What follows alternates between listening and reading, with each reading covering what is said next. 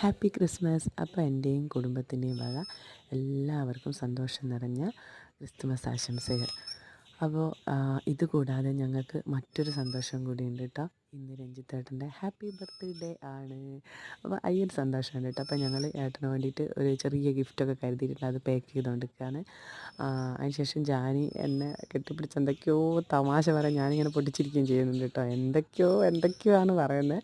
അപ്പോൾ ഇന്നെന്ന് പറയുമ്പോൾ ഇന്ന് എല്ലാവർക്കും സന്തോഷമുള്ളൊരു ദിവസമാണല്ലോ അല്ലേ. നമ്മുടെ ക്രിസ്മസ് എന്നൊക്കെ പറയുമ്പം മനസ്സിന് വല്ലാത്ത, കാരണം ഒന്നാമത് നമ്മളൊരു ക്ലൈമറ്റ് ഭയങ്കര ഒരു ഹാപ്പി ഫീൽ തരുന്നൊരു ക്ലൈമറ്റാണ്. പിന്നെ അതിനുശേഷം രാത്രിയായപ്പോൾ ഞങ്ങൾക്ക് ക്രിസ്മസ് കരോളൊക്കെ വന്നിട്ട് അത് കണ്ട്, എത്ര മക്കളാണെന്നറിയാം, ഒരുപാട് മക്കളുണ്ട് കരോളിൽ. അവർ ഡാൻസൊക്കെ കളിക്കുന്ന ഒരു പ്രത്യേക ഭംഗിയാണല്ലേ. അതിനുശേഷം ഞങ്ങൾ പായസമൊക്കെ ഉണ്ടാക്കി, പായസം എല്ലാവർക്കും കൊടുത്തു. പിന്നെ ഇതുണ്ടല്ലോ, ഇത് നമ്മുടെ സദ്യ പാലടിയാണ് കേട്ടോ. അതിൻ്റെ കളർ കണ്ടില്ലേ, ഈ കളർ നമ്മൾ ചായേൻ്റെ കളർ പോലെയാണ് ഉണ്ടാവുക.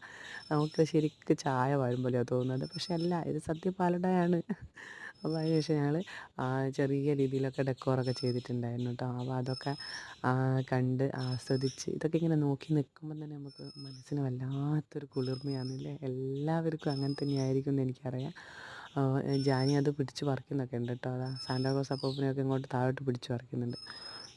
അപ്പോൾ അതിനുശേഷം ഞങ്ങൾ കേക്ക് കട്ട് ചെയ്ത് അങ്ങോട്ടും ഇങ്ങോട്ടൊക്കെ കൊടുത്ത് സന്തോഷം കൈമാറി. ശേഷം രഞ്ജിത്തേട്ടന് അറിയില്ല ഞാൻ ഗിഫ്റ്റ് വാങ്ങിച്ചതൊന്നും. അപ്പോൾ ഗിഫ്റ്റ് കാണുമ്പം ഭയങ്കര സന്തോഷമാണ് മൂപ്പർക്ക്. മുഖത്തത് കാണിക്കുന്നില്ലെങ്കിലും ഭയങ്കര ഹാപ്പി ആയിട്ടോ. അപ്പോൾ അത്രയേ ഉള്ളൂ വീഡിയോ.